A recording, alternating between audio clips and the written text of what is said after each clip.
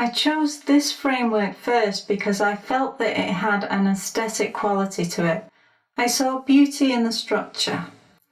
I looked in my sketchbook to find an idea for a painting, and there was a sketch of a figure with car tyres for eyes and roads along his cheeks.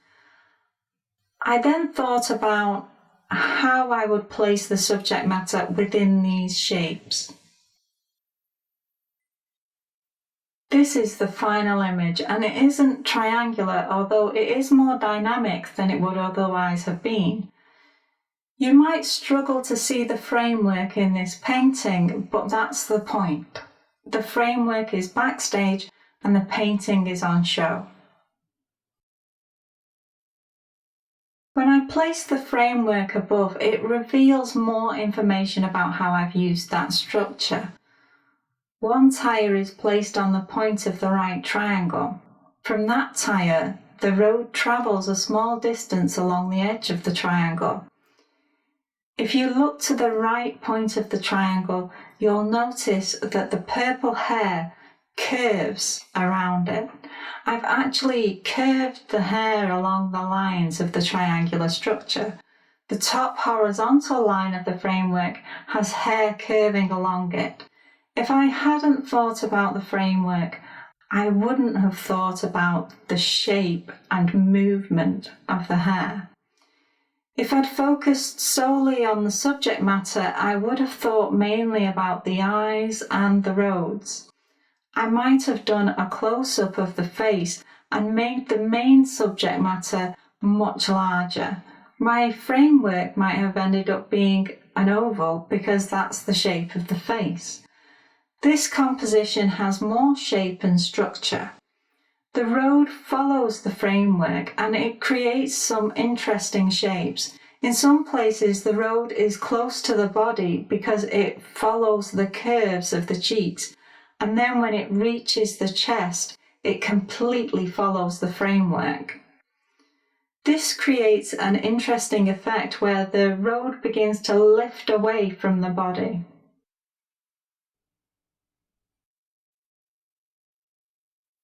The wonderful thing about using a triangular structure is how it makes the subject stretch out across the canvas.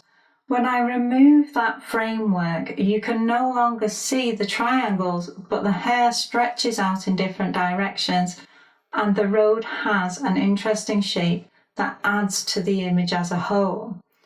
I didn't use every line in the framework, just as you wouldn't use every line in the rule of thirds or the diamond guide. It's about making the image more dynamic in subtle ways, and that is the strength of using triangles. Triangle frameworks can work well in both portrait and landscape format. This framework is in landscape format. I looked into my sketchbook and I'd drawn an image of a person with a third eye, and there was a figure of a small man opening the third eye. I chose this image for this format. However, the format and the triangular framework made the image require more subject matter. Because of the shape of the canvas and the framework, I felt that it needed something else within the image.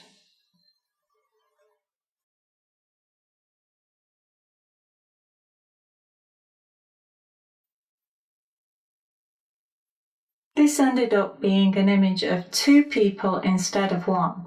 In this scenario, it seemed as though the framework was overriding the subject matter that I had planned. This is the complete opposite of what usually happens when an artist creates a piece of artwork.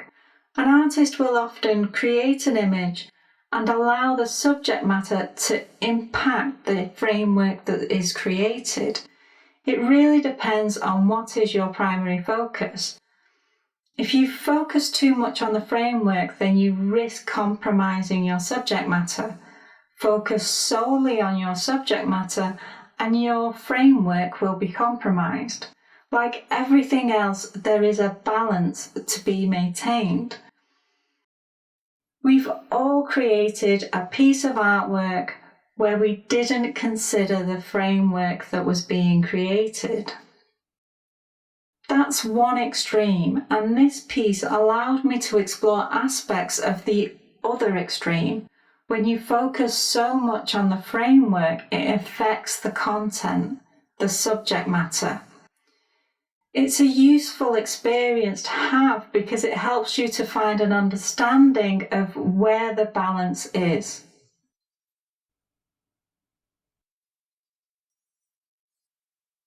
Despite the changes to the subject matter, I did end up with a well-balanced composition. When I place the framework above the image, you can see where I have used the framework. The face on the right has an eye that is positioned on the point of a triangle, and the other eye is near another point on a triangle. Both faces have a triangle on one side, and I used this to decide what direction the face should be looking. The left face has a wider triangle because his face is turned, and the face on the right has a narrower triangle because the head is only slightly turned. I looked through all 20 of the frameworks I'd created because I wanted to know what would work best, and it was the triangles that shaped my decision, and they also pushed me to include that extra person in the image.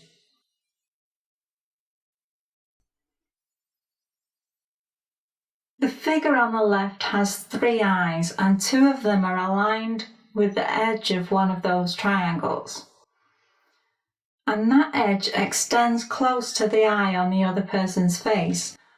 The triangle in the centre points to the 3rd eye of the figure on the left. I wanted to highlight this triangle and keep it within the surface of the image. So in the background, I created curved lines along the edges of that triangle. I then decided to create other curved lines along the framework. The background could be abstract, and this would give me more options in how I use the framework.